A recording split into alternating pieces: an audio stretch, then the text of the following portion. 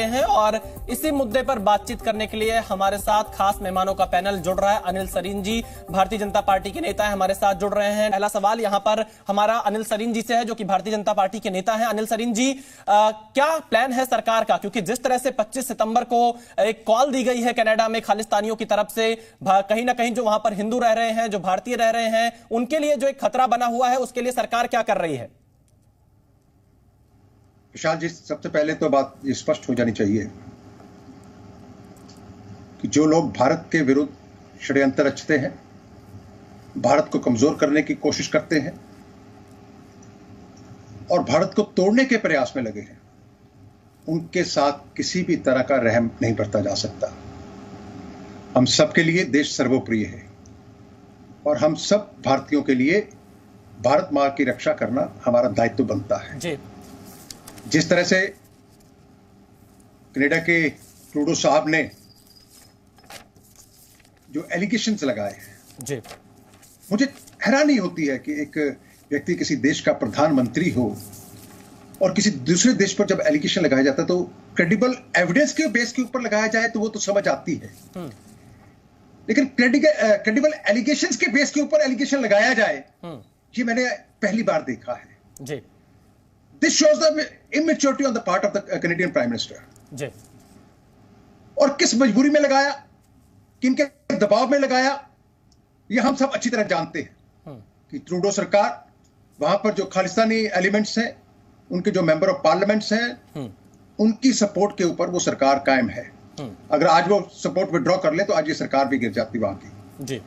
To please them, to accommodate them, इस तरह के mischievous allegations, baseless allegations, uncalled for allegations, which are totally unacceptable to any sovereign country, ये Trudeau साहब ने लगाया है। बिल्कुल, देखिए यहाँ पर अनिल सरीन जी ने बहुत विस्तार से बताया कि आखिर क्या हालात वहां पर। अजय, मैं अनिल सरीन जी भारतीय जनता पार्टी के जो नेता हमारे साथ जुड़े, मैं उनसे आपके सवाल का जवाब लेता हूं। अनिल सरीन जी, आपने सुना शिरोमणि अकाली दल के जो प्रवक्ता हैं, उनका यह कहना है कि इस पर सरकार को ध्यान देना चाहिए कि वीजा जो प्रोसेस बंद किया गया उससे लोगों को दिक्कत आ रही है, लेकिन सरकार का साफ तौर पर यह कहना है कि सुरक्षा कारणों के चलते अभी फिलहाल ये अस्थायी कदम उठाया गया है। जो दीपा जी का कंसर्न है वो सारे पंजाब के लोगों का कंसर्न है, इसमें कोई दूसरी राय नहीं है, क्योंकि पंजाब के बहुत सारे हमारे भाई बहन बच्चे वहां पर कुछ स्टडी के लिए कुछ वहां पर जाकर सेटल हो गए, वो सब का एक कंसर्न है, पंजाब के लोगों की चिंता का विषय है, इसमें कोई दो राय नहीं है। और मैं दीपा जी को और सभी पैनलिस्ट को विश्वास दिलाता हूं कि ये मैयर केवल एक टाइम पीरियड के लिए किया गया है, ताकि जो लोग भारत के विरुद्ध वहां पर षड्यंत्र रचते हैं, भारत के जो दूतावास है उनके कर्मचारियों को जान से मारने की धमकी देते हैं, हमारे दूतावास पर अटैक करने की बात करते हैं, उन्हें जल्द से जल्द आइडेंटिफाई करके उनको केवल ये उन तक सीमित रह जाए ऐसा। और हमने भी एक्सटर्नल अफेयर मिनिस्टर जी से बात की है और प्रधानमंत्री जी से भी इस विषय में चर्चा हो रही है कि इसका हल जल्दी से जल्दी निकाला जाए, ताकि जो आम जनता है, जो आम पंजाबी या हिंदुस्तानी कनाडा में सेटल हुए हैं, जिनका इस पूरी मूवमेंट से कोई लेना देना नहीं है, उनको जो असुविधा हुई है उसका जल्दी हल निकाला जाए। और प्रधानमंत्री जी ने भी कहा है कि हम इसको जल्द इसका जो है सोल्यूशन निकालने वाले हैं। और मैं विश्वास दिलाता हूं पंजाब की जनता को और देश की जनता को कि जो भी इस समय एक टेम्पररी फेज के लिए ये जो मुश्किल आई है वो उसका जल्द निवारण होगा। अनिल सरीन जी से मैं एक सवाल लूंगा, उसके बाद फिर मैं अजय उपाध्याय जी के पास दोबारा जाऊंगा। अनिल सरीन जी, मैंने जो हमारे रक्षा विशेषज्ञ जुड़े हैं, जब मैंने उनसे सवाल पूछा तो उन्होंने कहा कि इच्छा शक्ति की कमी की बात उन्होंने कही पहले, और हमारे जो पूर्व राजनयिक प्रभुदयाल जी जुड़े वो कह रहे हैं ऐसी शक्ति पहले नहीं देखी उन्होंने 2014 से पहले। तो क्या आपको लगता है इच्छा शक्ति और खालिस्तानियों पर एक्शन को लेकर कोई कमी थी पहले? देखिए, एक बात तो बहुत स्पष्ट है कि जब से प्रधानमंत्री नरेंद्र मोदी जी ने कार्यभार संभाला और Bharatiya Janata party lead NDA की सरकार आई है, तब से इन भारत विरोधी गतिविधियों को हैंडल करने के लिए एक अलग तरह से जो है एक जोश और एक दृढ़ निश्चय जो है वो देखने को मिला है। मेरे भाई अजय जी बता रहे थे कि पहले ऐसा नहीं था। अजय भाई साहब, अगर आपको याद हो तो ट्रूडो के पिताजी के समय में जब एरोप्लेन को हाईजैक किया गया था तो उसके जो जिम्मेदार लोग थे उनको ट्रूडो के पिताजी ने हैंडओवर करने से मना कर दिया था। तो ये आज का कोई खालिस्तान का विषय नहीं, ये बहुत पुराना चल रहा है। दूसरी बात, एक बात मैं स्पष्ट कर दूं कि भारतीय जनता पार्टी की टेररिज्म के ऊपर जीरो टॉलरेंस की पॉलिसी है जी। जो भी देश को तोड़ने की कोशिश करेगा, जो भी देश के विरुद्ध काम करेगा, उसके साथ कड़ाई से निपटा जाएगा। और अभी अब निज्जर की बात कर रहे हैं, मैं एक चीज बता देना चाहता हूं कि ट्रूडो के ये एलिगेशन टोटली बेसलेस है।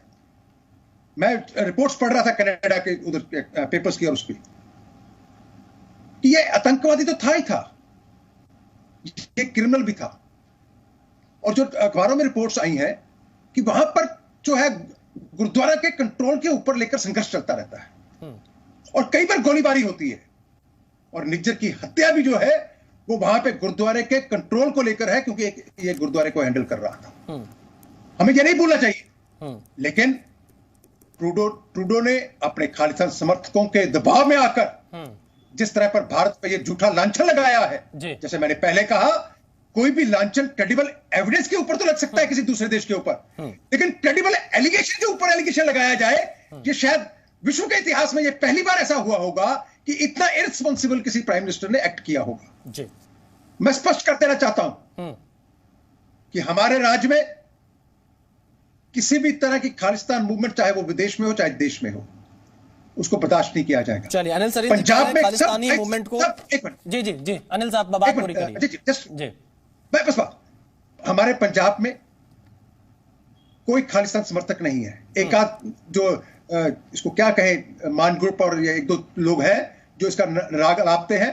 आपने देखा सिख फॉर जस्टिस को कोई समर्थन नहीं मिल रहा, वो पैसे देकर नौजवानों पर लगाकर कभी कभी खालिस्तान के नारे लिखवा देता है। दीपा जी बैठे हैं, पंजाब में कहीं भी खालिस्तान का समर्थन नहीं है। पंजाब और देश के, हिंदुस्तान के लोगों को खालिस्तान नहीं चाहिए।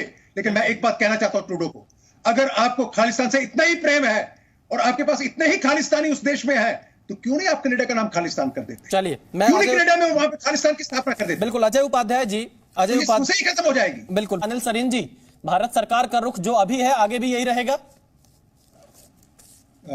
विशाल जी, मैंने पहले भी स्पष्ट किया कि जहां तक भारत की अस्मिता का प्रश्न है, भारत की एकता और अखंडता का प्रश्न है, भारत के विरुद्ध षड्यंत्र रचने वालों का प्रश्न है, हमारी सरकार कठोर से कठोर कदम उठाने में भी संकोच नहीं करेगी।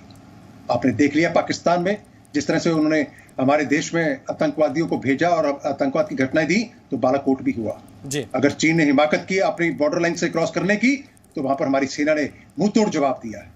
अब वो पहले वाला भारत नहीं रहा है। हम सब भारतवासी एक होकर ऐसी शक्तियों का मुंह तोड़ जवाब देंगे और अपने भारत के साथ, अपने देश के साथ, अपने प्रधानमंत्री के साथ, ये राजनीति का विषय नहीं है। बिल्कुल, हम राजनीति से ऊपर उठकर सभी भारतीय एकमुठ होकर कनाडा को ऐसा जवाब देंगे कि ट्रूडो को नानी याद आ जाएगी। बिल्कुल, आप चलिए वक्त की बेहद कमी है। अजय उपाध्याय जी, अनिल सरीन जी, राजन सिंह दीपा जी, के सिन्हा जी, प्रभु दयाल जी, आप सभी को बहुत शुक्रिया, आप हमारे साथ जुड़े।